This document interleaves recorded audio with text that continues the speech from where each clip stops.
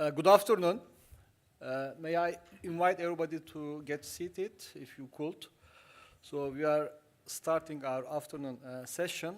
This is one of the panels that has been restructured due to the travel limitations of one of our speakers. Today, we are going to be discussing the regional context in the Caucasus Confrontations, the Tactical Evolutions and Strategic Lessons is the title of our panel, panel 4. We are going to be having 3 speakers. One of them will be joining online. Our first speaker is Robert Hamilton. He's from the Foreign Policy Research Institute. He has a military background. He studied in the U.S. Army War College and served in different missions. He has been also teaching at military academies. In addition to his professional background, he's also quite an accomplished scholar. As I understand from his bio, he's working on the growing threat to the West, the so-called Dragon Bear. And then he will be talking about the 2008 Russia-Georgia war and the lessons learned. In many ways, the 2008 war was the opening for a new geopolitical competition era, starting with Munich speech and especially in the wake of another Munich summit. Probably the lessons he will be highlighting will be very relevant to the current discussions, I assume. The second speaker will be from Azerbaijan, Vasif Huseynov. He will be talking about Azerbaijan-Turkey-Pakistan trilateral format and the Karabakh War. Vasif studied in Azerbaijan and Germany. He has a PhD in political science from the University of Göttingen, one of the loudest cities in Germany. And he was supported by a scholarship program from the German Academic Exchange Service, DAAD. And he has also quite a few publications. Interestingly, his book is also using neoclassical realist framework, which has been raised by previous discussions earlier in the morning. This panel promises to be more on the tactical aspects. I hope he won't bring it back to the theoretical discussions, but the questions, we cannot control them. And the last speaker will be joining online, our colleague from Armenia, Leonid Nersisyan. His title is, this cannot, I assume the program you have doesn't include this presentation. Armenia's defense strategy and the second Nagorno-Karabakh war. Leonid is a fellow at APRI, Armenia. He's specializing in military reform, defense, technology, and the intersection of geopolitics and regional stability. His research interests include the armed forces of Russia and the Commonwealth of Independent States countries, the defense industry and technology, armed conflicts, and arms control. He's also making quite a few scholarly contributions to the study of modern conflict. And as I mentioned, he will be joining us online. Without further ado, I just would love to turn the mic to our first speaker, please.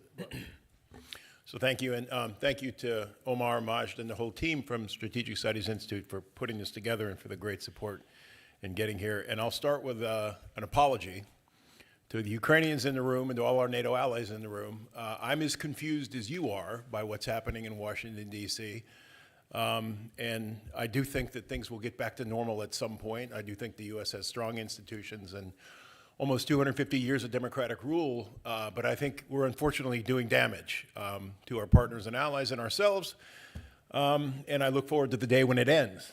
But you do have my personal apologies for, on behalf of my government, which I don't think would issue them if there was a representative here from the government. So let me turn to the topic of the 2008 Russia-Georgia war. So Georgia had a dilemma in 2008 that's not unfamiliar probably to a lot of people in this room. It's a small state in an unstable but geostrategically important region with internal divisions societal divisions, ethnic divisions, political divisions, and significant external power presence and pressure. I think the closest analog in Eurasia is the Baltics. The big difference is the Baltics have many of those characteristics, except for the fact that in the Baltics there was really significant regional cooperation among the three Baltic countries, which does not exist in the South Caucasus, and there's no prospect, I think, in the near future for it existing. So that makes the South Caucasus as a region a lot more inviting for external power intervention and a lot more difficult for the three states of the region to protect their own interests.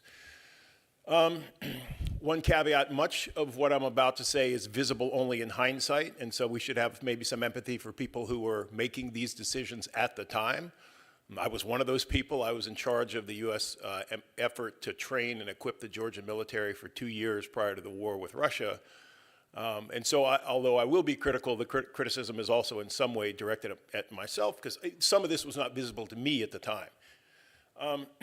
Okay, we look at development of Georgian military capabilities. So I'm going to talk a little bit about the development of the Georgian military in the years before the war. It's important to understand that where it came from, Georgia was a failing state throughout most of the 1990s that did not have a military in the modern sense of the word. It had a collection of essentially local and regional militias, almost warlord-type units, there was, after the Rose Revolution in 2003, there was a furious effort, actually even before then, under Shevardnadze government, starting in 2002, there was a really significant effort with a lot of assistance from the West, especially the US, to build a modern Georgian military. But the war with Russia happened only 6 years into that process. So it was impossible that Georgia was going to have a modern military capable of defending itself against a neighbor like Russia in those 6 years. But I think there were some mistakes made, and I think those mistakes hopefully will be instructive to people in the room or people watching online. Much of the focus of both the Georgian focus and the US focus in terms of building military capability in Georgia focused on what we call in NATO militaries the operating force. Militaries, you have the operating force, the generating force, and then the executive level. The operating force is the force that fights. The generating force is the force that generates and regenerates those units in the operating force. It generates and regenerates combat power. So it recruits, it trains, it educates, it equips, it writes doctrine for all those forces. And unless the generating force is also reformed and is also capable, all the capability you build at the operating force level degrades over time, because the partner nation can't independently sustain that capability. And we saw that in Georgia. So that was a mistake. And it was a mistake, frankly, that persisted until 2018. It was the first time, in 2018, was the first time that the US actually started to work on those higher levels of the Georgian military. The other thing I think that was a problematic in terms of Georgia's performance in the war with Russia is both we and the Georgians focused on counterinsurgency, building capability for counterinsurgency, which made sense at the time because the Georgians were a huge contributor to the mission in Iraq from 2002 until the war in 2008, and then in 2009 they went to Afghanistan. They were also a major contributor there. In both missions, they were the largest non-NATO contingent, the largest per capita contributor along with the US, and unlike many NATO allies, they took the hard missions and did the hard fighting and went to the hard places. And so it made sense in the context of the time to build counterinsurgency capability and neglect capability for territorial defense. However, it had been US policy that Georgia should be a NATO member, and it was explicitly NATO policy after the Bucharest summit in April of 2008, only a few months before the war with Russia, that Georgia would be a NATO member. My argument is that unless you focus, if your policy is that this country should be a NATO member, unless you focus on territorial defense capability, that country is going to be an unacceptable liability to the NATO alliance. It has to be able to defend itself, at least for a period of time, against its most likely adversaries, or it's a liability. And Georgia was a liability. It would have been a liability to the alliance. Okay, getting to the war itself in 2008, if we look at it from the strategic, operational, and tactical levels, I think the war in a nutshell is that Russia at the strategic and operational level was so successful in setting conditions for its own victory that even though at the tactical level Georgia was better, they were a better military, platoon on platoon, company on company, it didn't really matter because the conditions had been set at the strategic and operational levels to the point where Georgia could win all the tank-on-tank firefights it wanted to. It was going to lose the war. At the strategic level, what you saw starting in February of 2008, timed not coincidentally with Kosovo's unilateral declaration of independence, which the Russians were extremely upset about, was an escalation in Georgia. And it was clear that the Russians had decided when Kosovo declared independence that they were going to react and Georgia was going to be the focus of that reaction. So you saw an escalation starting in February, initially out in the western breakaway region of Abkhazia, and that persisted. The Russians sent in additional peacekeepers. It was really an airborne battalion, but it was allowed under the peacekeeping framework. They did all these other things that were designed to do two things: cause panic in the Georgian military and government, which it did, and also set the conditions for success if and when the war came. And I think the Russians had made the decision at the time that they were going to precipitate a crisis in Georgia. A war would probably result, and they wanted to make sure they were best positioned to win it.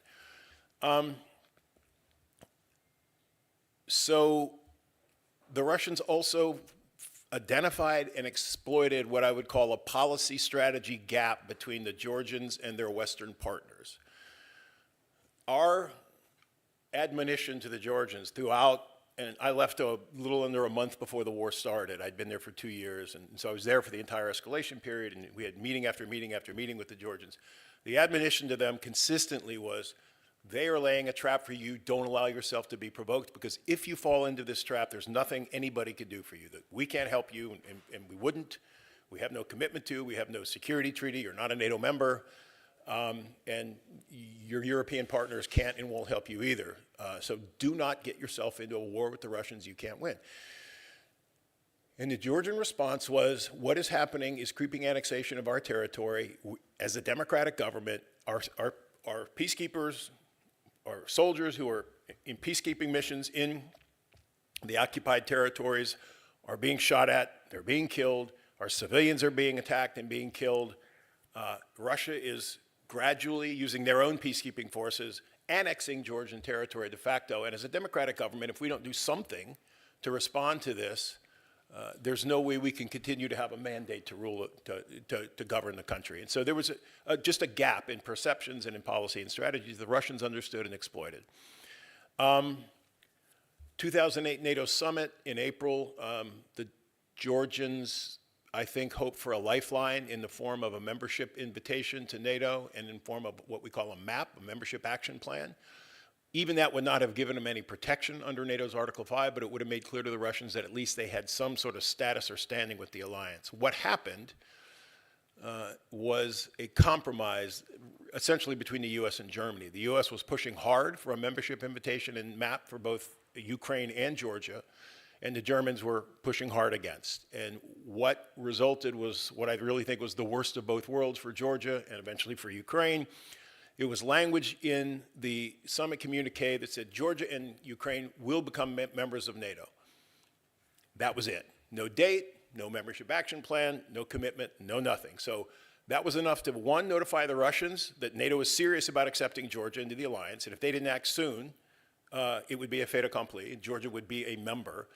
And also notified the Russians that Georgia had no protection from NATO in the interim, that there was a period of time that if Russia wanted to escalate and precipitate a crisis, this was the period of time. At some point, NATO would make a decision that would imply some sort of protection for Georgia as it navigated its way into the alliance. Okay, that's the strategic level. Operational level, Russia successfully pushed forces into Georgia, into South Ossetia, which is where the war started, before the war started. In other words, which is a violation of international law. Nevertheless, it wasn't, the Georgians were unsuccessful in convincing anyone else that the Russians were actually invading them prior to the 7th of August when the Georgians launched their own operation into South Ossetia. But an invasion, albeit a small one, was underway.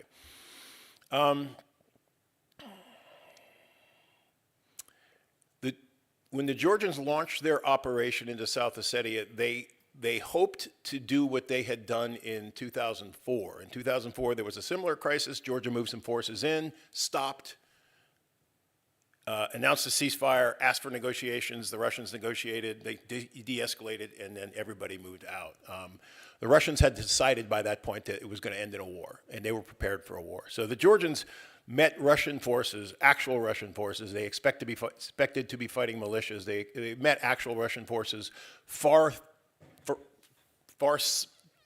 more south in South Ossetia than they expected. In other words, they expected to get almost to the Russian border and be able to stop. And they weren't. They met Russian forces just north of the capital of Skin Valley, and they were in a war with Russia before they really knew it. Russia had done so much in terms of artillery and air power preparation, and they had such superiority in artillery and air power that the Georgian superiority, the Georgian superiority was only marginal, but their superiority in sort of maneuver warfare was really negated by dominance of the air by Russia and by dominance in artillery by Russia. Georgian air defense was a little more effective, and this is a bit of a presaging what we're seeing in Ukraine. Georgian air defense, although it's tiny, was a lot more effective than people expected. They shot down half dozen to a dozen Russian aircraft. It was a 5-day war, and the numbers are disputed, but the Russians expected to have dominance and supremacy in the air and be able to fly essentially uncontested. They didn't. Which explains some of the Russian bombings. In Ukraine, what we're seeing is intentional Russian bombing of civilians, terror tactics. My sense is in Georgia, there were plenty of civilians killed in Georgia, but many of those were mistakes by Russian pilots who were under an air defense threat they didn't expect to meet and released their ordnance, released their weapons sort of out of fear or just to get them out of the plane, even though they weren't that close to the target. Okay, and I'll sum up here at the tactical level. Georgian maneuver units were better trained, better equipped than their Russian counterparts at almost every level. And the Russians that they were fighting were the 58th Army and the 76th Airborne Division. These are frontline units. But the Georgians had better night vision, better thermal capability, better stabilization systems on their tanks. Their tanks had been upgraded so that they could fire on the move more effectively and hit targets than the Russians could. They had body armor and all these things, personal protective equipment that the Russians didn't have. But that was irrelevant, really, because of the size disadvantage and the fact that at the strategic and operational level, the Russians had set the conditions for success. So the tactical level really didn't play as significant a role as I think the Georgians hoped it would. The Georgians did win a lot of small tactical engagements, but again, in the context of the war as a whole, that ended up being not that important. So conclusion, I'll end here. Russia overwhelmed Georgia. The final thing is Georgia chose to fight a conventional war, a symmetrical war against an enemy that outclassed it by orders of magnitude in every way. They had not prepared to fight unconventionally. We had been talking to them about it, but they had not prepared. Their reserve system was still fairly disorganized and never really played a role. They didn't have caches of equipment around the country. They were not prepared to transition from a conventional or symmetrical fight to an unconventional or asymmetrical fight, essentially an insurgency. They just weren't prepared to do that, and they couldn't get prepared in time before the war was over. So the war ended with the Russians about 50 kilometers from Tbilisi. The Georgians never had time and never did the work necessary to take advantage of their natural advantages, which are terrain, knowledge of the population, and all these things that in an asymmetric or unconventional fight would have been big advantages for them, but they were just unprepared for that fight, and the conventional war was over so quickly that they never got a chance to move into that stage. And so I guess I'll finish by saying the metaphor I sort of use for Russia and Georgia is that Georgia's an infantry squad facing a platoon of tanks, right? It's not that you can't win that fight, but you can't win that fight if you fight it directly, right? You have to fight that fight. You have to attack the enemy where he doesn't expect it. You have to let him pass and attack his rear. You have to attack his supply lines. All these things that the Georgians were not and are still not, frankly, prepared to do. So this war was, the outcome was predictable, but I would say not inevitable. Had the U.S., had we and the Georgians done things a little bit differently, the war may have turned out differently. And I'll stop there. Thank you. We are right on time. Now we can move to Vasif. You are going to use the podium, please.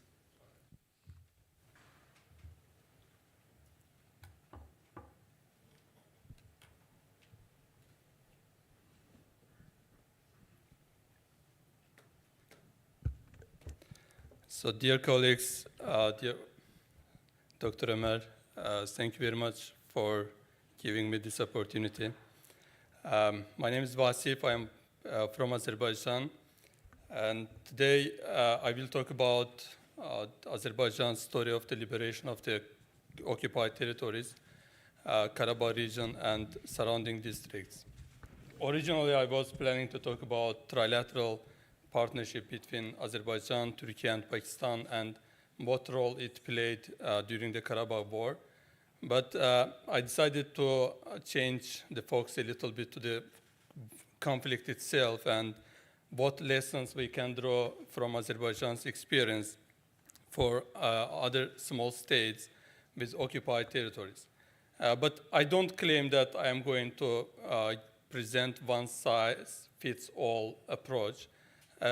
Apparently, the conflicts around the world have different dynamics, different historical background, and specifically in the case of Azerbaijan, we were a little bit lucky not to have nuclear power as direct opponent, because when the aggressor is a nuclear power, it minimizes your chances of winning a war against a nuclear power. So the Armenia-Azerbaijan conflict, first I will present a brief historical background for those primarily who have limited knowledge about the conflict.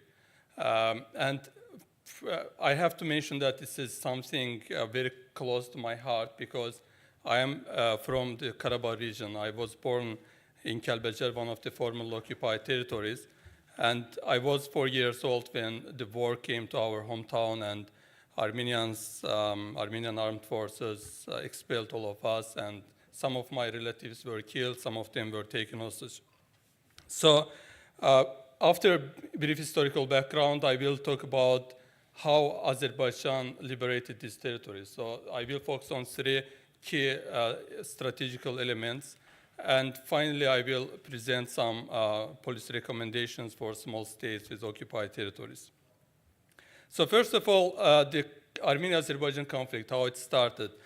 Today, someone asked me whether I hate Armenians. No, I don't hate them, but there is a feeling, widespread feeling in Azerbaijan that this conflict would have not started if Armenians were not trying to take some part of our territories. So the core of the conflict, you see here, this part of Azerbaijan, like here, primarily the dark yellow part, that's the core of the conflict. In early 1990s, Armenia tried to take that part of the Azerbaijani territories due to the fact that there was some Armenian population there. And during the Soviet time, that dark yellow part had an autonomous status. It was called Nagorno-Karabakh Autonomous Oblast, and it had Armenian population. And in the early 1990s, Armenia sought to take this territory, seizing the opportunity created by the collapse of the Soviet Union, political instability in Azerbaijan, and it apparently led to a direct confrontation with Azerbaijan, a war, and the war resulted with the occupation of Nagorno-Karabakh Autonomous Oblast and 7 surrounding districts, one of them I am from. And at that time, Armenia had only 2 million population, while Azerbaijan was 7 million. But the fact that Armenia got direct military and political support of Russia played a very critical, decisive role in the war.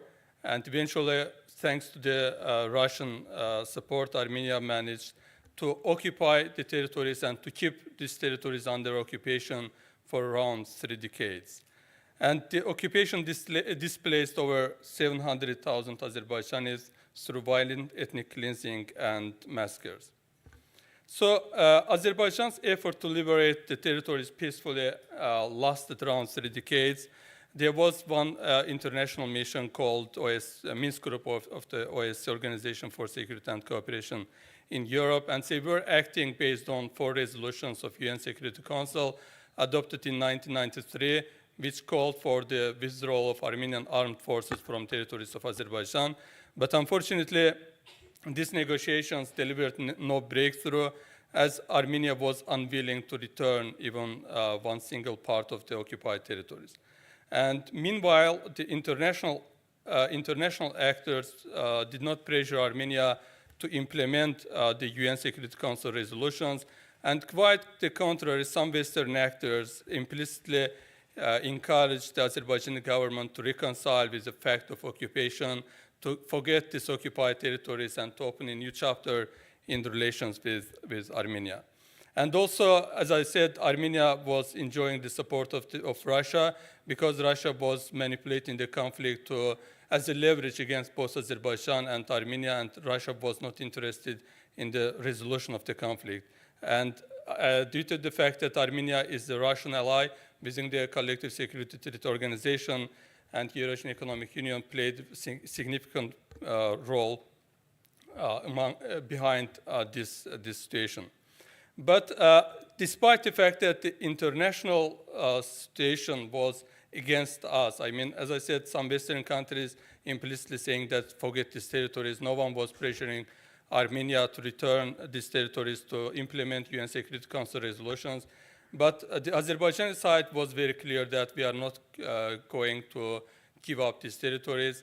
And President Ilham Aliyev openly said that we don't rule out the military solution. In 2009, he said, unfortunately, I cannot rule out a military solution, as we have the full right under international law to restore our territorial integrity, which no one can question. And eventually, unfortunately, peace talks, these negotiations delivered no breakthrough, and in 2020 and 2023, Azerbaijan had to use military force to deoccupy the Karabakh region and surrounding territories. It happened through Second Karabakh War in 2020, and later one day operation against illegal separatist regime of Armenia, which they installed in the occupied territories in the early 1990s. And eventually, after these 2 operations, Second Karabakh War and one day anti-terror operations in 2023, Azerbaijan fully restored its territorial integrity, its sovereignty over the internationally recognized territories of Azerbaijan. And most importantly, in April 2024, Russia withdrew its military forces peacekeeping mission from the Karabakh region. So now we have the situation that the occupation of Karabakh has been possible, and it is a rare case in recent history where a relatively small country restored its territorial integrity. And unfortunately, no other country in the post-Soviet space has been able so far to restore its territorial integrity. And at the same time, Azerbaijan is the only country in Eastern Partnership region that has no foreign troops on its soil. So how could Azerbaijan liberate its occupied territories, and what lessons can be drawn from this for other small states with occupied territories? First of all, Azerbaijan's strategy was based on 3 key elements. First, a pragmatic foreign policy based on balanced approach and bolstered by economic independence. I primarily mention economic independence because thanks to oil and gas resources of Azerbaijan, it was possible to minimize any economic dependence on Russia, the way many other post-Soviet countries unfortunately has, and also to use the revenues coming from oil and gas for militarization, military buildup. Secondly, cautiously building close partnership and alliances with friendly countries. And third, consistent military buildup while trying to reach a diplomatic, peaceful solution. Pragmatic foreign policy, I primarily start with this one because it was very important for Azerbaijan to neutralize Russia as an enemy. Russia was behind Armenia. Russian support was there when Armenia occupied our territories. And it was very important for us to make sure that Russia is not going to fight against Azerbaijan when we use military force to occupy our territories. And in order to reach that situation, Azerbaijan had to build balanced approach in foreign policy, what we call in Baku, which implied that building friendly relationship with all major powers and do not join any alliances at the cost of Azerbaijan's relations with other powers. So that's the reason why, despite the fact that in 2007, a national security concept of Azerbaijan declared Euro-Atlantic integration as foreign policy objective of the country, but we never followed that objective. And primarily after 2008 war between Russia and Georgia, it was clear that following Euro-Atlantic integration, Euro-Atlantic aspirations would be suicidal for Azerbaijan. So we abandoned that goal. At the same time, we joined non-aligned movement and clearly expressed our preference in foreign policy, balanced approach between major powers, and primarily friendly relations with Russia. And secondly, building alliances and close partnerships. It is another very important element of Azerbaijan's strategy of the occupation of the Karabakh region. Azerbaijan hugely benefited from its brotherly relations with Turkey, with whom Azerbaijan agreed on mutual defense commitment in 2010. According to 2010 deal between Azerbaijan and Turkey, the countries agreed to provide military support to each other in the face of aggression from third countries or group of countries. But Azerbaijan did not activate that clause when the war happened between Armenia and Azerbaijan in 2020. Turkish troops were not on the ground, despite the fact that Armenians still claim that Turkish troops were also fighting alongside Azerbaijani soldiers. But no, Turkish troops were not deployed to the Second Karabakh War. But our relations with Turkey and also diplomatic political support and also military supplies that we got from Turkey, primarily Bayraktar drones, played a very critical role. And secondly, Azerbaijan developed close partnership with other countries, including Pakistan, Saudi Arabia, many other Muslim states, as well as Israel, Italy, and Central Asian countries. Why I start here with Pakistan and Saudi Arabia? Because these two countries are the only countries after Turkey which did not recognize Armenia as Armenia's independence after collapse of the Soviet Union as a protest to the occupation of Azerbaijani territories. And besides these alliances, Azerbaijan played a markedly active role in international diplomacy by holding chairmanships over many global organizations, including non-aligned movement, which has 120 members. It is the second largest international institution after United Nations. And by the way, non-aligned movement, Azerbaijan's partners within this organization supported Azerbaijan during the Second Karabakh War at the UN Security Council, when France, Armenia's another ally, was trying to push anti-Azerbaijan resolution. Non-members prevented it. So third one is consistent military build-up while trying to reach a diplomatic solution. As I said, since the very beginning, the Azerbaijan side made it clear that we are not going to give up military solution as a last resort if peace negotiations fail. And therefore, from the very beginning, Azerbaijan started to invest heavily in military transformation. For example, in 2020, annual defense spending reached more than $2 billion, 5.4% of GDP, and far exceeding Armenia's military budget, which was around 600 million.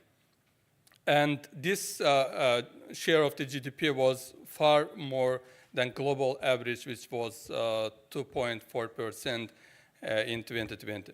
And between 2011 and 2020, Azerbaijan's arms imports soared to 8.2 times of Armenia.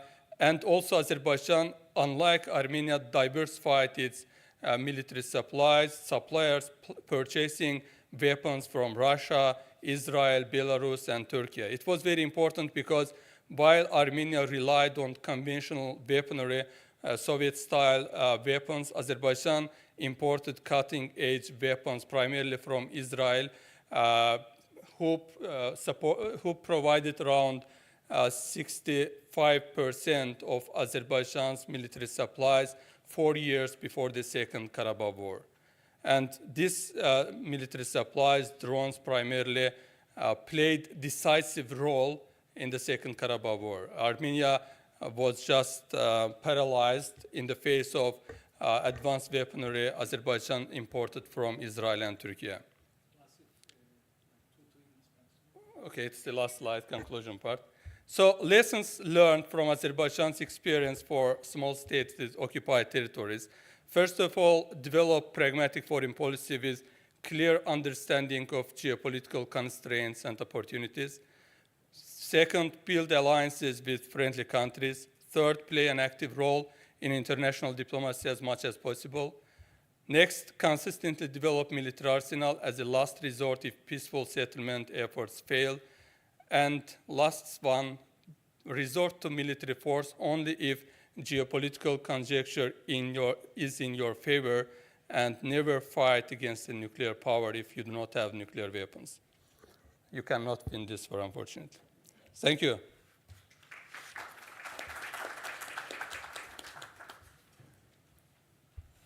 Okay, thank you, Vasif. Now we are moving to our third speaker, panelist, Leonid Nersisyan. For those who joined us later, this presentation is not listed in the program you have, the printed one, due to the rescheduling. He's going to be joining us online. Are we good in terms of... Yeah, Leonid, please, whenever you can, the floor is yours. Thank you very much. I was a bit surprised with this kind of quite historical overview of last speaker, and I'm not going to be trying to tell the Armenian version of this story, as it's going to be quite long. And only thing I want to start with that Nagorno-Karabakh conflict is a quite complex conflict, and there are much more historical debates about causes and how it went than I've heard just before. So I will mostly focus on what was going on in 2020 and afterwards, in sense of lessons for armed forces, for strategy, and coming to 2020, as our previous speaker told, Azerbaijan had quite larger defense spending for last 15 years before the war started.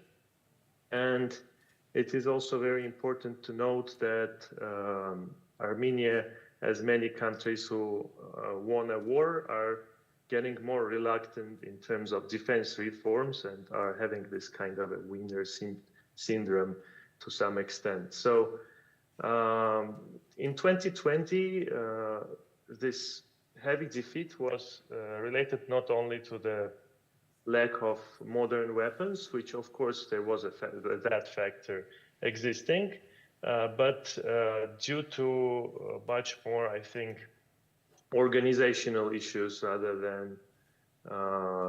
than just purely equipment problems. So we had quite Soviet-style armed forces.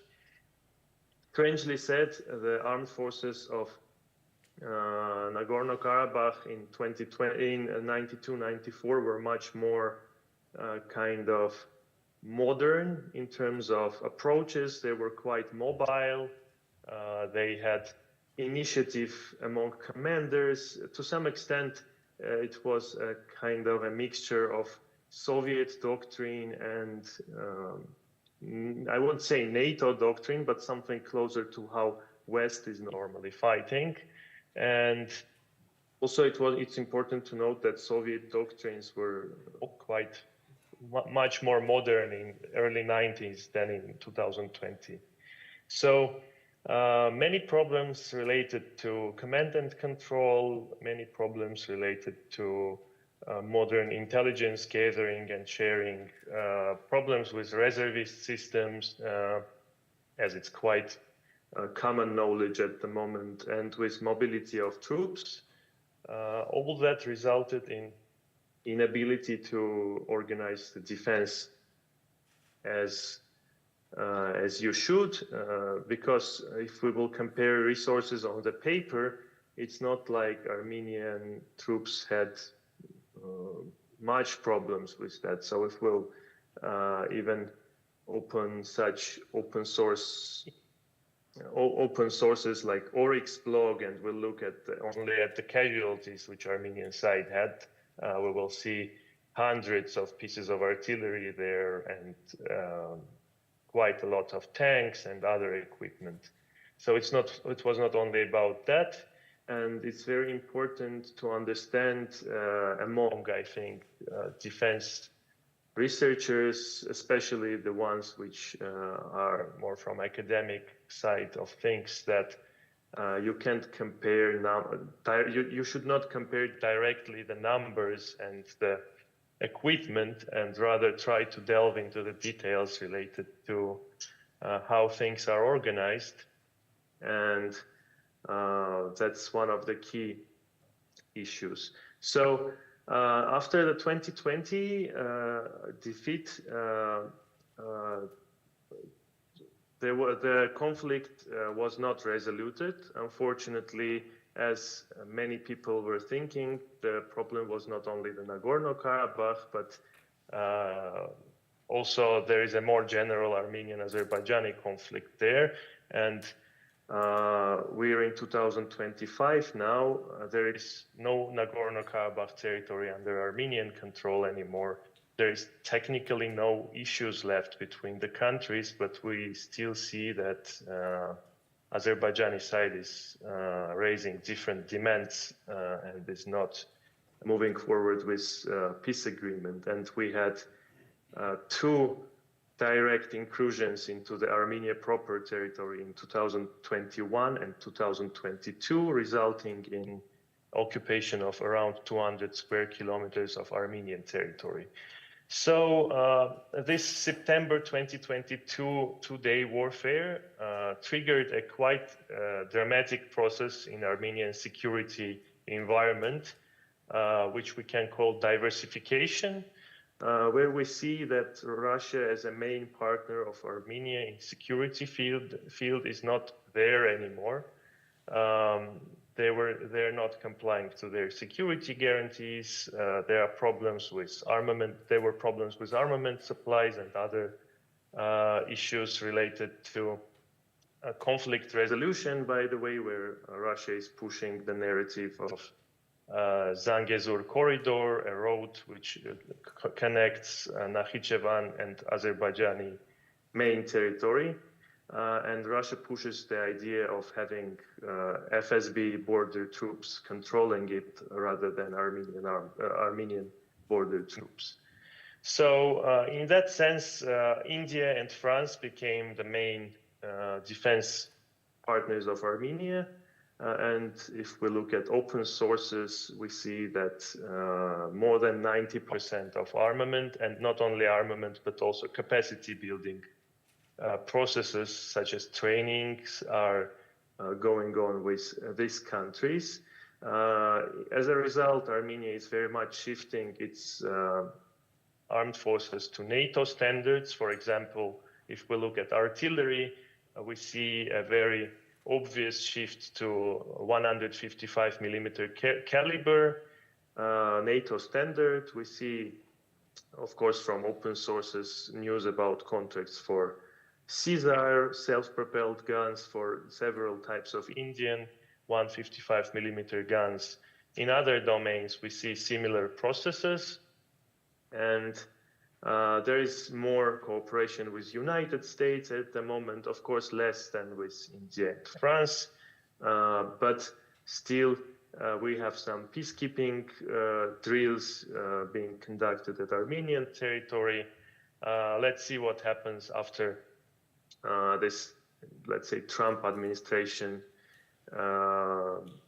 dust settles after all these active processes we're seeing now. But Armenia also was able to sign a strategic partnership agreement with United States, and we see quite a dramatic change in all of this, in all the security domain.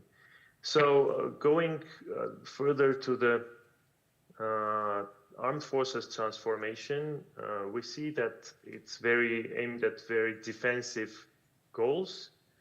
We see a kind of, we have just published, I think, a few months ago, there was published the Armed Forces Transformation Concept, which is a basic document for the reforms. We see trend towards professionalization of the armed forces, to creation of special operation units, to also to creation of much better protected borders. And I think our Azerbaijani neighbors are posting periodically some videos and photos of heavy defensive infrastructure being built on the as a second echelon of defense on the borders. And that's one of the most interesting terms I've heard in my life, is defensive infrastructure for offensive goals. That's how it's called in Azerbaijan nowadays. But having the limited Armenian resources, I don't think that investing that much of resource in building defenses can be anyhow be done if we're planning any aggressive operations. So we see that there is, of course, emphasis on changing the organizational structures, on changing of mobility of troops, and let's say trying to be on the same page with modern conflicts we can see at the moment. But it's also very important to note that the defense posture is quite defensive.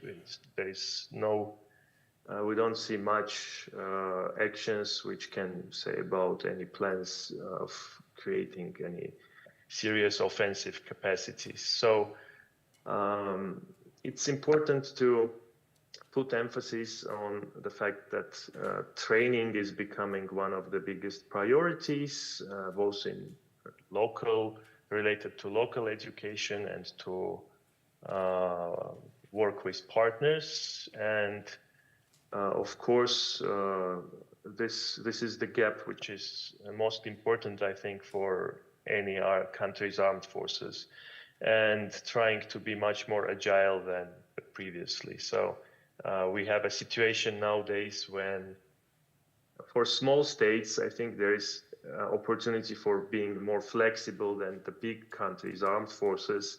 And it is, I think, not even a matter of debate that most of, for example, the well-known Western armies at the moment would have quite a huge problems meeting armed forces like Ukrainian armed forces, which are using so much of new ways of warfare, and, for example, the waves of FPV drones and all other cheap munitions, guided munitions. So our emphases are very much related to air defense, to very much to the construction of ground defenses, mobility of troops, and raising the number of professional soldiers in armed forces. Talking about other factors, we see that our general deterrence is constructed not only on armed forces factor, but also on trying to rebuild and build new relations with both with neighboring countries, by the way, and with non-regional countries. And we have European Union observation mission on our borders with Azerbaijan after the noted incursions of September 2022. We have better relations with Western countries. We have better relations with Asian countries, including India. By the way, Saudi Arabia was mentioned. We have now diplomatic relations with Saudi Arabia. So we have quite a lot of diplomatic interactions with Turkey. Actually, the only goal of transformation of Armenian armed forces is to ensure the peace and even to kind of help the peace process in terms of nivellating the factor of the power disbalance and possibilities for using it for gaining a non-liberal peace where one side is pushing the ideas which are only fitting that side's interest.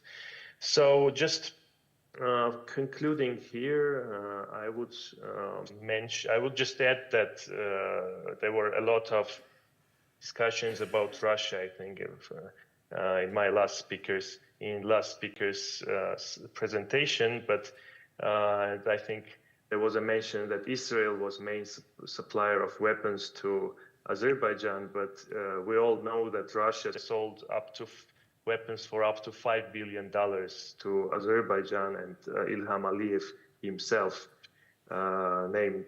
said that number, and that's at least as much as Israel did. And if we look at Armenia's kind of deals with Russia, we will see numbers around $400 million. And when you call somebody like when somebody is considered an ally and is so much on the side of Armenians, you probably won't see that country doing this kind of things. So that's it probably, and thank you. Thank you, Leonid. Now that we have listened to all three of our presenters, we can go to the Q&A session. Where is the mic? Anybody? Microphone? Yes, let's start from the front row, please.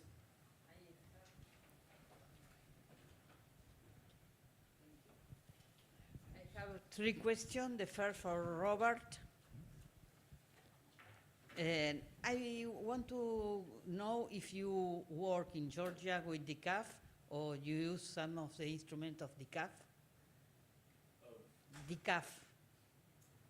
DCAF. Do you don't know DCAF? Decaf? There was a special working with all the former Soviet countries, and they have you don't know what? No. Is it a military organization or? No, it's an academic organization, but they have very good tools for the former Soviet countries. Like democratic control, civilian control of the armed forces. The Georgians have moved in a direction recently, and I would say since 2019, that is explicitly authoritarian, anti-Western, and there is civilian control of the armed forces, but there's not democratic control of the armed forces in Georgia. They have. All the Russian countries have. Yeah, well, control, Georgia for a long time. Not democratic control. Georgia for a long time was a positive example in terms of its reform, transformation, Western integration, democracy, economic liberalization, anti-corruption from essentially 2004 until I would date it somewhere around 2015, 2016. It was a positive example, and then for many reasons we don't have time to get into here, it has switched, and it has become, I wouldn't say explicitly pro-Russian, but certainly anti-Western, certainly authoritarian, anti-Ukrainian as well, the government, and so it's fallen off the path of liberalization, democratization, and Western integration. So organizations like DCAF, I think, if they were there, the Georgians would have asked them to leave. They recently have shut down what's called the Substantial NATO Georgia Package, SNGP, which was a big NATO office that was there to build capability in certain areas of the Georgian Armed Forces to get them ready for NATO membership. They've shut SNGP down de facto. And so there's no appetite in Georgia for, unfortunately, for that at this Thank you. point. I have something for Vasif. Vasif. I don't know if you can put the map again. Because I want, Back on the screen. With the map, right? the problem is that I Then don't he will know be able too to, much about the region. I am Latin Americanist, not from Europe. And there are a portion of the territory that is beside Armenia. And you don't speak about this part. Can we get That the PowerPoint presentation? Oh, yeah. Did you say the This part? south? Yes. What happened with this that is separate to the Armenia? And after, All right. I ask because I don't know if you can say what means CSTO Okay. and EAIAU. All right. Thank you. Thank And you. I have one question more for Leonidas. Yes, but very quick. Very quick, Yes. very quick. He began to speak about that is the situation between Armenia and Azerbaijan is very complex, but he don't speak about peace. He speaks all the time about the armed forces and the capacity of the armed forces. And I was surprised because he began saying that it's a complex subject and he only speak about the armed forces. Yes. Here. Thank you very much. My name is Gordan Akrapanka. I'm from Croatia. As you know, we have something similar 30 years ago. Robert, many thanks for your first sentences. But, you know, this is a consequence of causes are somewhere else. If you don't understand the causes why this has happened in the United States, we are going to face them in another 5 years. And the most important thing, what I saw in your presentation, is something that I never heard it until now. It's a time management. Time management. Time management matters. Because this is what Vasif said, mentioned at the last point, at the last slide. Yes, you have to choose time when you are going to go into the battle. You don't do it anywhere, anytime. When you wish, you have to prepare conditions to do it. So this is just a comment. And Vasif, what you mentioned, don't mess with the nuke powers. It's okay if you are planning to attack nuke powers. But if you are defending from nuke powers, are you going to allow them to attack you and to defeat you? No. If Russia is going to attack Azerbaijan, are you going to try to defend yourself? So don't attack. Be defensive. Create your defensive intelligence capabilities in order to deter the possible adversary. But if you are attacked, defend yourself. And use the time, you know, Sun Tzu wrote 3,000 years ago a very smart book about the art of the war, how to choose a battlefield, how to choose the troops, and how to choose a time when you are going to run a battle. I'm going to speak tomorrow about it a little bit more and in much more details. So are you still stand with this explanation, don't fight with the nukes? If I could add, non-nuclear powers routinely defeat nuclear powers in wars. The United States can tell you that from our experiences in Vietnam and elsewhere. And Russians lost. And the Russians have lost many lost wars. Exactly. So So I didn't explain what I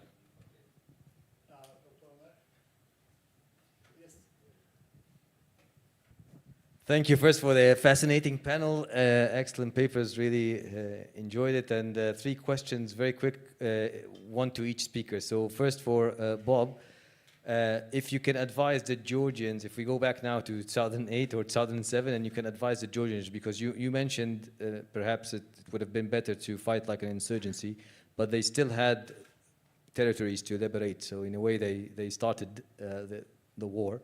And also, how would you advise them? Because yes, there was some tactical victories, but in the end, it was the operation was not victorious. Shall we put it this way? For Vasif, yeah, I don't want to reiterate, but all 9 nuclear powers in the world lost wars, either suffered from a political defeats, military defeats, or just a stalemate. So, like, don't worry about that dimension. And now there's second nuclear power in the world now is invaded. It lost part of Kursk to a non-nuclear power that abandoned its nuclear weapons in 1994 voluntarily with U.S., British, and Russian guarantees, security assurances, but that's another story. Just very quickly on the Israeli involvement, I wanted to ask, so you mentioned the weapons, but the operation, specifically the SIAD part, the suppression of the air defenses part, was kind of an advanced technological version of June 1982 Israeli suppression of the Syrian air defenses in the Bekaa Valley in Lebanon. So it was almost a copycat. The drones to force the air defenses to light up, the air defenses put on the radars, they exposed their positions. This time they did not send the Phantoms, the Air Force to suppress, but they sent the Harop drones and suicide drones basically to finish the air defenses. So was there advice given by the Israelis, or this was just reading military history very well and doing an operation, an upgraded version of the operation? And to Leonid, one question on the impact of the information operations that the Azerbaijanis conducted, because now the results are contested. So how much the information operations of Azerbaijan affected the morale of the Armenians in terms of mobilization and trying to deploy units to the front during 2020? Thank you.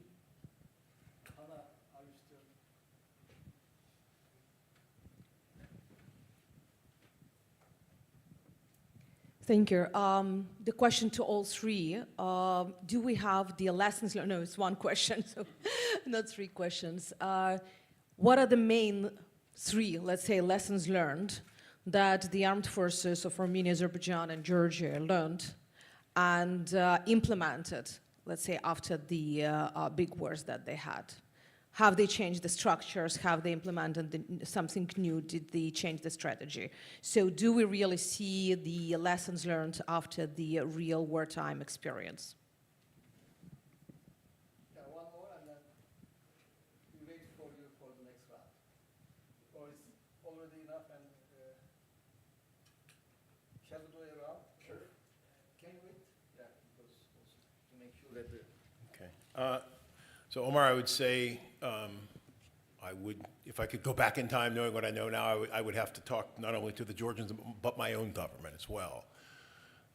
To the Georgians, I would say, okay, and I remember the deputy chief of the Georgian General Staff at the time still is a friend of mine.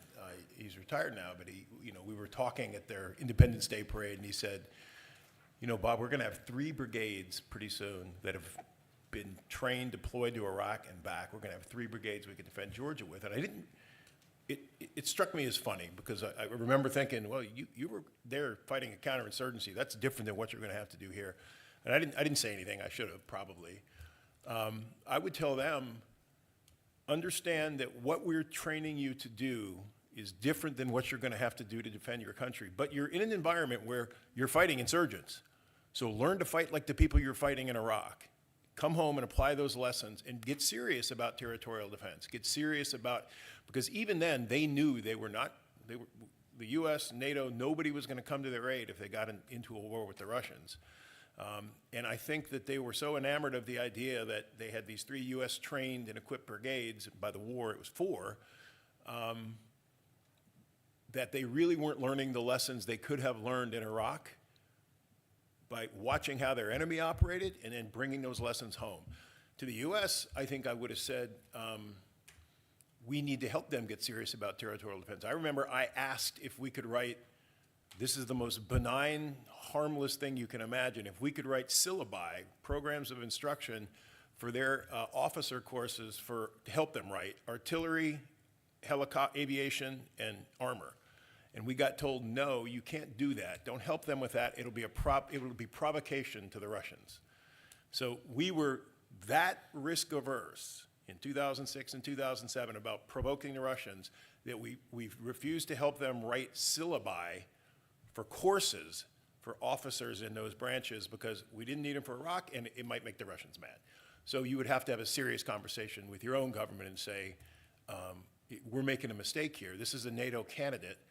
And it is vulnerable, it's small, it's vulnerable, and we're not even helping them in the basic minimum things we could help them with in territorial defense. And that, frankly, didn't change until 2018. We finally started. Anna, in terms of lessons learned, I unfortunately don't think, I don't think the Georgians internalized most of the lessons from Iraq, or I'm sorry, from the Russian invasion. They just, I think it was such a shock to their system. It was such a political crisis. A new government came to power 4 years later. We tried in 2019, we started to try to help them write a national defense strategy and found out, because they asked, and I was part of a team from the Army War College that came there over several years to try to help. Oh, I'm sorry, we started in 2017, it ended in 2019. And we realized that although in the armed forces there was an understanding of what they needed to do and how they needed to fight, it hit a ceiling at the Ministry of Defense. The Ministry of Defense at that point was already had already made the calculation that, NATO fatigue had set in, NATO's not going to let us in, we need to take our eggs out of the NATO basket and maybe put some in the Russia basket, and so we're not going to do anything that could, again, provoke the Russians. By having a national defense strategy that is serious about territorial defense and asymmetric warfare and all those things they would have needed to do. So there was not much internalization of the lessons of the 2008 war in Georgia, unfortunately, or what there was undone by the new government when it came in.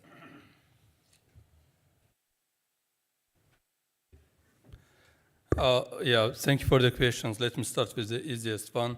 CSTO stands for Collective Security Treaty Organization, while EUAEA, Eurasian Economic Union, both are Russia's regional integration projects. And second, Nakhchivan, that part when you mentioned, you showed it's exclave of Azerbaijan. It has been separated from the mainland Azerbaijan in early 1920s. So that's still an exclave region. And next, the most interesting question concerning nuclear powers. I believe that small states should use full potential of diplomacy in order to prevent the escalation of the situation to a military confrontation with a nuclear power. That's what Azerbaijan did, basically, used full potential of diplomacy by building counterbalance against Russia as much as possible. Thanks to Turkey and many other states, it has been possible in the case of Azerbaijan. Of course, you can fight against nuclear power. If you are a small state, you can take all your chance, you can risk. But unfortunately, the experience has showed that this is going to destroy your country. The chances of success are very limited. It might happen or not. The case of Vietnam, Afghanistan, I don't think that are comparable to what I talk about here. I mean, in direct military confrontation, primarily in the neighborhood of a nuclear power, it's indeed very different from Vietnam and Afghanistan stories.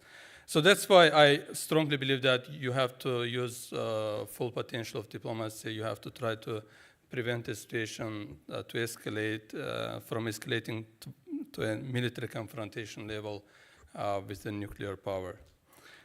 Fourth one, Israeli involvement.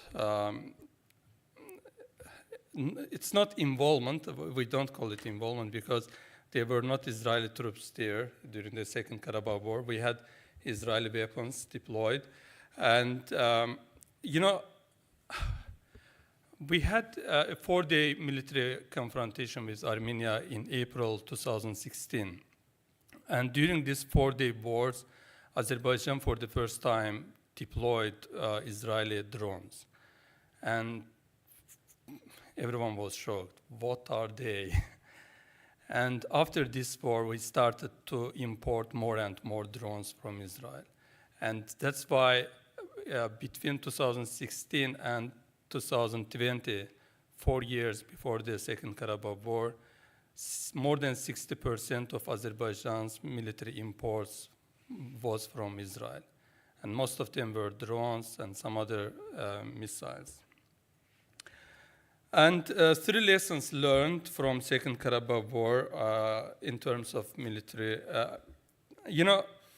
I wouldn't say that there were any substantial lessons Azerbaijan learned from the Karabakh War in terms of military defense and operational tactics on the ground.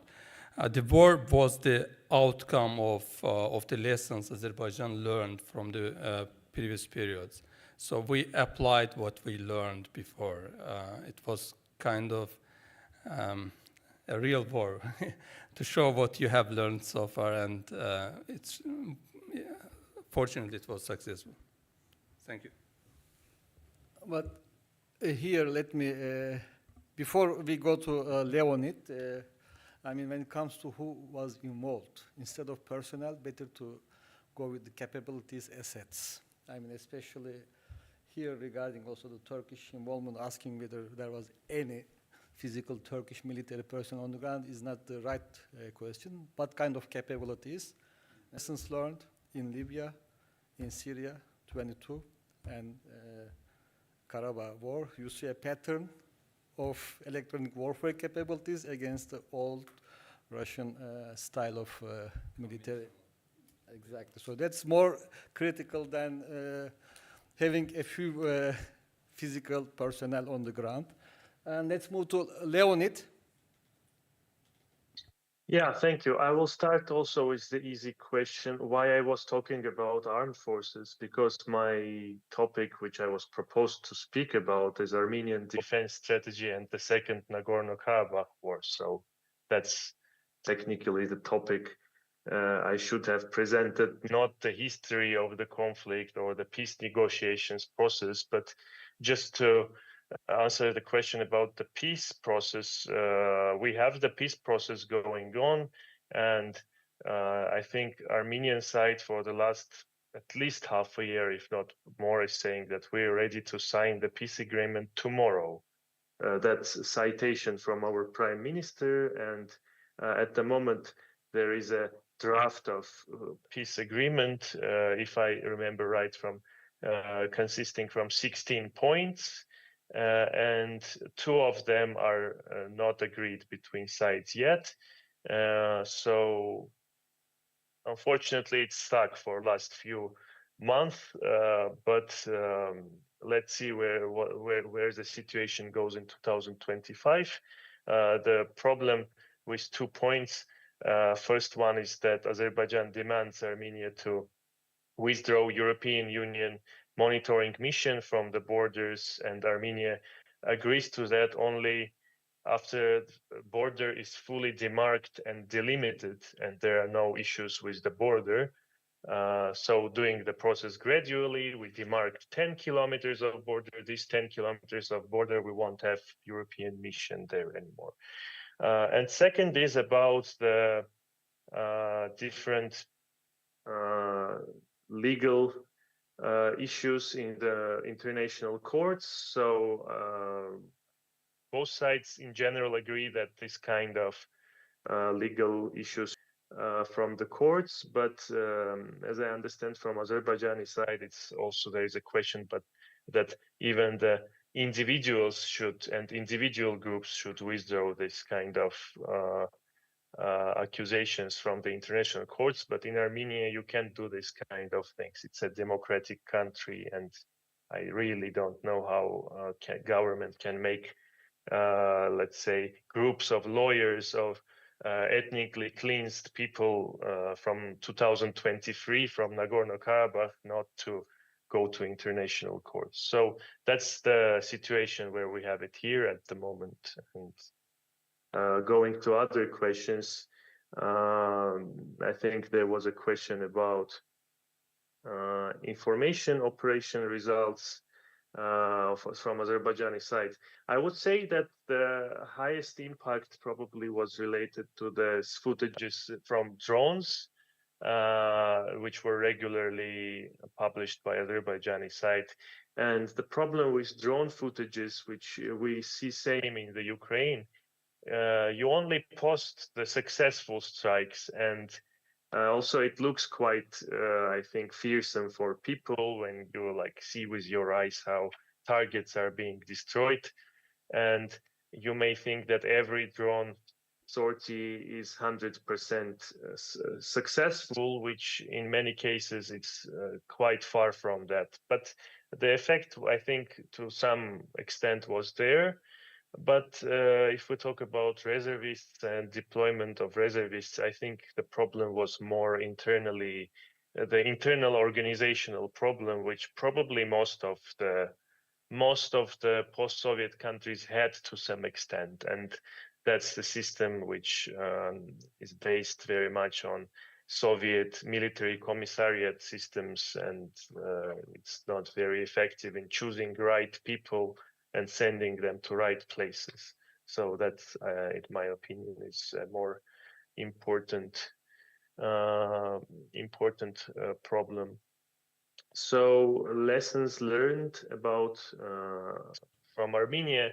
I would answer the question a bit differently. I mean, things are so dynamic nowadays that it's not enough to learn lessons from 2020 or 2016 to make an armed forces transformation, or even if we talk about the diplomacy and other means of deterrence. You need to look very much to look at what is going on in battlefield of Ukraine. You need to do what your look at what your adversaries are doing, or you're going to prepare to the previous war at the end. So I think that, of course, the lessons which were in 2020, some of them are being learned. And of course, people are also looking what is going on in Ukraine and other conflicts. Why not in Gaza? And so I think that's it. Okay, thank you, Leonid. Very quickly, we have 1, 2, 3 hands, like 1 minute maximum, whatever you want to ask, straight. Yes, start here, there, and there. Yes, thank you. My question relates to the Azerbaijani strategy. You very well laid out how you have skillfully balanced relations with very different countries. And then, as mentioned, you have had very effective cooperation with Israel in weaponry and cutting-edge technology, enabling you to win the war. At the same time, you are very close to Turkey. You have good relations with Arab countries. So, from the outsider's perspective, it's a bit possibly contradictory. Could you explain how do you balance this very close cooperation with Israel and at the same time being part of, let's say, wider Islamic world, if I can use such a term?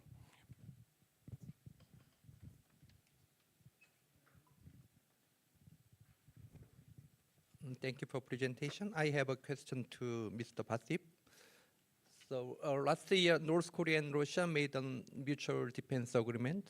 So it is very crucial for South Korea to prevent Russia from supporting North Korea.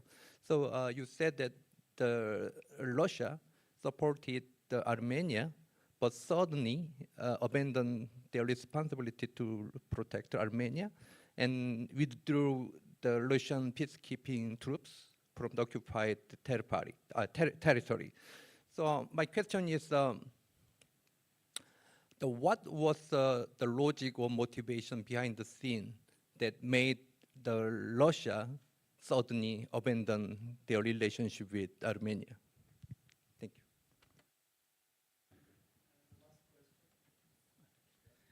you. شكرا. ملاحظتي للمتدخل الأستاذ حسينوف. الأصل في بناء العلاقات ذات الطابع الاستراتيجي الأصل في بناء العلاقات ذات الطابع الاستراتيجي بين الدول وأيضا بناء التحالفات. نعم، قلت الأصل في بناء العلاقات ذات الطابع الاستراتيجي بين الدول Can you please repeat your question? الأصل في بناء العلاقات ذات الطابع الاستراتيجي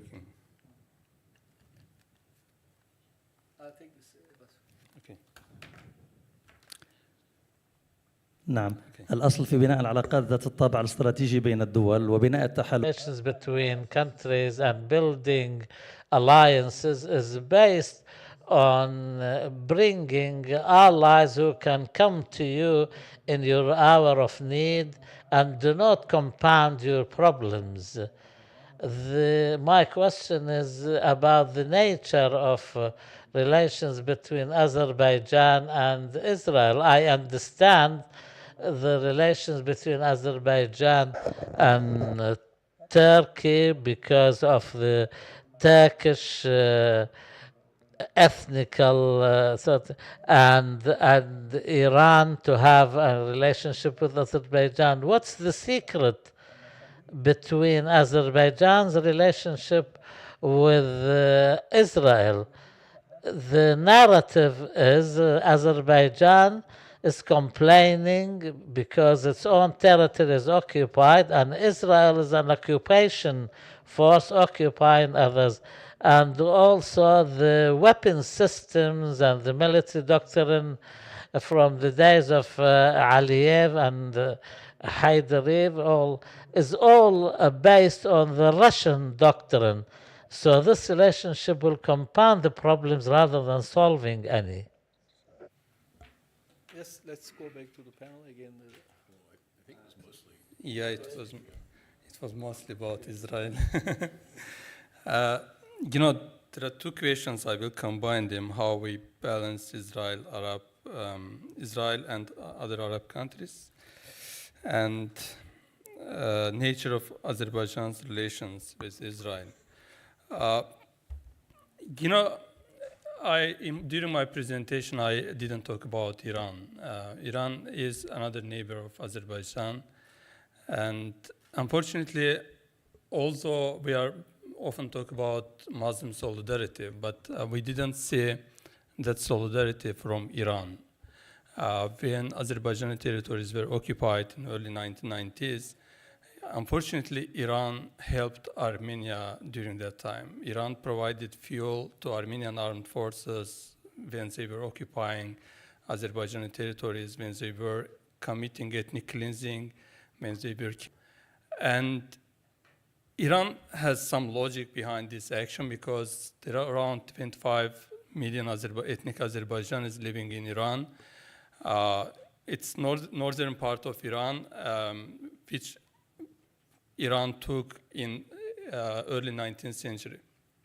Let me give a bit historical background. In 1828, there was a treaty between Iran and Russia called Turkmenchay Treaty. And according to Turkmenchay Treaty, the territories of Azerbaijan were divided in two parts. The northern part remained under Russian control, while the southern part were taken by Iran. And this part is still under Iran's control. And in Iran, there is a fear that if Azerbaijan gets stronger, Azerbaijan will take the southern part of Azerbaijan. Yeah. And due to this fact, Iran is a threat to Azerbaijan. Some Iranians say that Azerbaijan is like Ukraine to Russia. It's our historical territory, and someday we will take it. And in this situation, Israel is providing a counterbalancing opportunity to Azerbaijan. Because unfortunately, during the occupation period, Azerbaijan needed military supplies in order to deoccupy its territories. But Western countries, including some non-Western countries like South Korea and others, they refused to sell weapons to Azerbaijan. And we ended up with only one country who had modern weapons and was willing to sell to Azerbaijan. And that's how characterized the nature of Azerbaijan's relations with Israel. It came out of necessity to defend ourselves. And finally, the question about Russia, why Russia abandoned Armenia. In early 1990s, Russia took the side of Armenia because at that time, Russia thought that Azerbaijan is a Turkic country. It's going to build some alliance with Turkey and other Turkic countries and will, fight against Russian dominance in the region. And that's why it took Armenia's side, provided military support, political support to occupy Azerbaijani territories. But later, during the period of former President Heydar Aliyev and incumbent President Ilham Aliyev, we communicated this message to the Russian side that, look, we are not your enemy here. And Azerbaijan, with its territories deoccupied, is not going to pose a threat to Russia. So that's why you don't have a reason to be an enemy with us. So we somehow managed to change this mindset in Russia that Azerbaijan is a threat. And after having succeeded to change this mindset, we managed to start our military efforts to deoccupy the territories. Thank you. Would you like to conclude at a few notes? Any notes at all? Leonid, any points you would love to add? We are at the end of the session and also the day. I can just add a bit to the Russia-Armenia story because it still also relates to my country to some extent. I think, of course, there are not only the factor which were just told, there are other also important factors like the 2018 power change in Armenia, and which Russia never liked.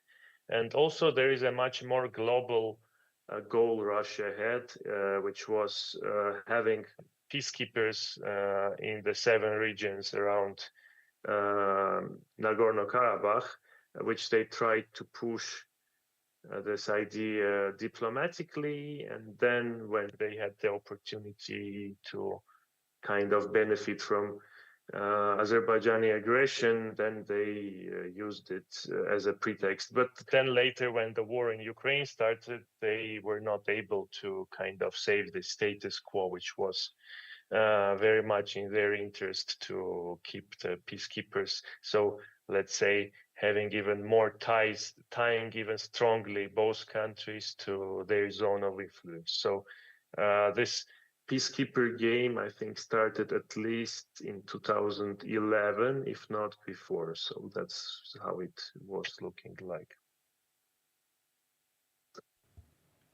Okay, thank you. With this note, we conclude the sessions today. As you are aware, tomorrow we have 3 more sessions, bringing in perspectives from quite faraway geographies as well as nearby regions. And thank you all for your participation and engagement. Any notes from the organizer side? Thank you.